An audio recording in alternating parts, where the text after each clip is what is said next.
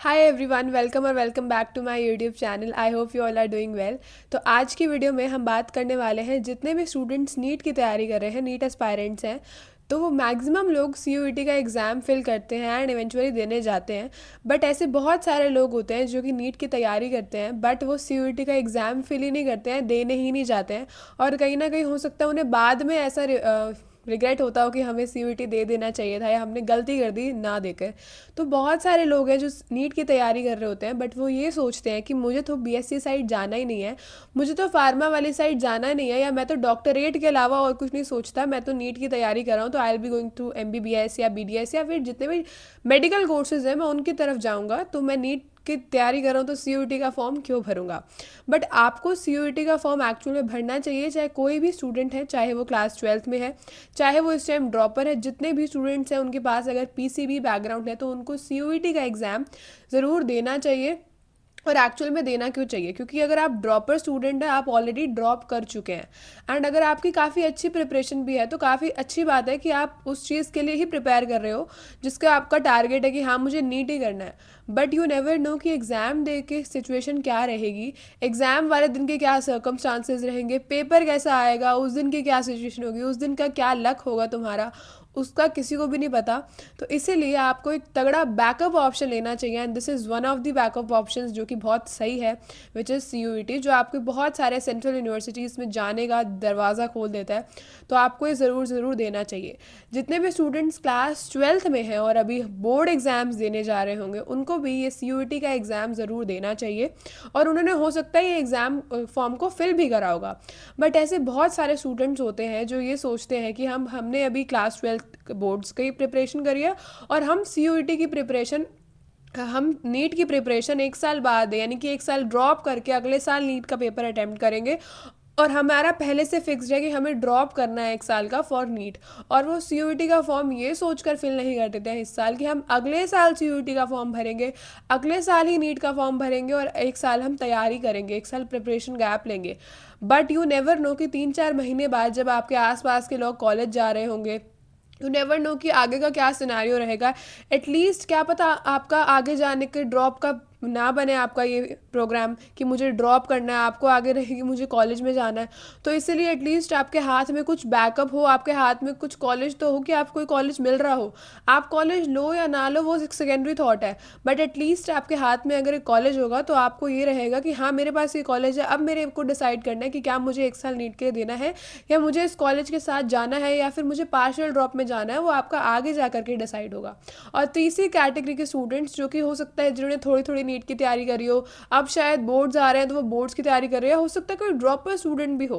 देखो नीट अब इतना दूर तो नहीं है कि हम फटाफट से, जिसने बिल्कुल स्टार्ट नहीं करा जीरो से, वो करके का तो नीट टॉप हो जाएगा। सबको पता होता है कि उनका कितना सिलेबस हुआ है, कितना हो पाएगा नहीं हो पाएगा, क्योंकि नीट में अगर आपका एक स्पेसिफिक कट ऑफ आपकी क्लियर नहीं हुई तो आपको वो कोर्स नहीं मिलेगा। अब चाहे आपके 100 नंबर आए, 200 नंबर आए, 300 नंबर आए, डजेंट मैटर, वो फिर एक ही लाइन में सब आ जाते हैं।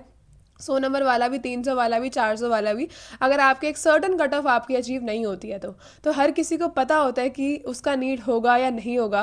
बट मैं यहाँ ये नहीं कह रही कि तुम नीट के लिए तैयारी करना शुरू कर दो, बट इवेंचुअली जब थोड़ा टाइम बीत जाएगा तो तुम्हें रियलाइज़ होगा कि हाँ अब तुम्हारे हाथ में है या नहीं है। तो तुम्हें एक पर्टिकुलर एक एग्ज़ाम की तैयारी पे फोकस करना चाहिए, जैसे सीयूईटी, या अगर तुम्हारे माइंड में कोई और एग्ज़ाम है तो तुम उसकी भी तैयारी कर सकते हो।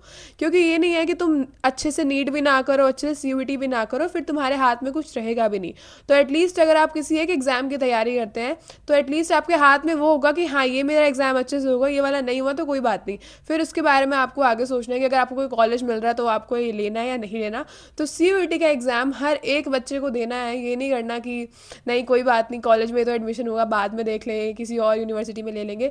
एटलीस्ट गिव द एग्ज़ाम, चाहे आपको ड्रॉप का भी प्लान है तब भी आपको एग्ज़ाम दे देना चाहिए, क्योंकि अगर आप नीट की तैयारी कर रहे हैं तो आपको एक अलग से प्रिपरेशन करने की नीड भी नहीं पड़ेगी। अभी मैं आपको ये बता देती हूँ कि इसमें आपको क्या क्या सिलेबस एंड ऑल है। तो आपको एक ही दिन बचा है ऑलमोस्ट जब आपको ये सीयूईटी का एग्ज़ाम फॉर्म फिल करने के लिए। तो आपको यहाँ पर पीसीबी का एग्ज़ाम देना है, दैट्स इट, जो आपके पास क्लास 12th में आप पढ़ते हैं वही। एक लैंग्वेज देनी है, 14 लैंग्वेजेस ऑफर है जिसमें से आप कोई भी एक लैंग्वेज देख सकते हो जो आपको देनी है।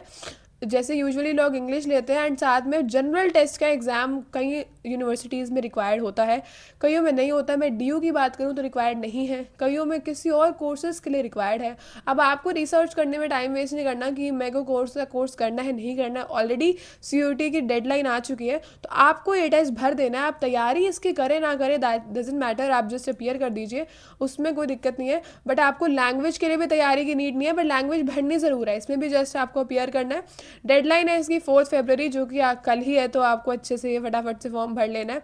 And syllabus is just class 12 का एनसीईआरटी। अगर आप नीट के काफ़ी अच्छे से तैयारी कर रहे हैं तो आपको एज सच नीड नहीं पड़ेगी इसके लिए अलग से पढ़ने की। इनफैक्ट नीट के एग्ज़ाम के हफ्ते 10 दिन बाद ही ये एग्ज़ाम होता है, तो उसके लिए भी आपको लोड लेने की नीड नहीं है। आप उस टाइम पे एनसीईआरटी जस्ट क्लास 12 के ऊपर ऊपर से देख सकते हो। अगर आपने नीट की काफ़ी अच्छे से तैयारी करी है तो आपको सीयूईटी की प्रिपरेशन करने की अलग से नीड है नहीं, क्योंकि सीयूईटी का लेवल नीट से काफ़ी नीचे है। बट अगर आप ऐसे स्टूडेंट हैं जो भी बोर्ड्स की तैयारी कर रहे हैं और उसको है कि नीट नहीं करना सीयूईटी करना है, तो वो अपना सीयूईटी ओरिएंटेड चीज़ें कर सकता है। सीयूईटी ओरिएंटेड पीवाईक्यूज़ एंड जितने भी आपके लास्ट ईयर में क्वेश्चंस आए हैं, इंपॉर्टेंट टॉपिक्स हैं, किस तरीके से क्वेश्चंस आ रहे हैं, आप वो सब देख सकते हैं। बाकी इस चैनल पे भी मैं काफ़ी सारा सीयूईटी रिलेटेड कंटेंट डालूंगी, डीओ रिलेटेड कंटेंट डालूंगी एंड काउंसलिंग रिलेटेड कंटेंट डालूंगी। तो आप मेक श्योर कि आप इस चैनल को सब्सक्राइब कर लें और थोड़ा सा कनेक्टेड रहें। That's it. तो फटाफट से जिसने भी अपना फॉर्म नहीं भरा है प्लीज़ इसको एक थॉट दो कि तुम्हें सीयूईटी देना चाहिए। Thank you.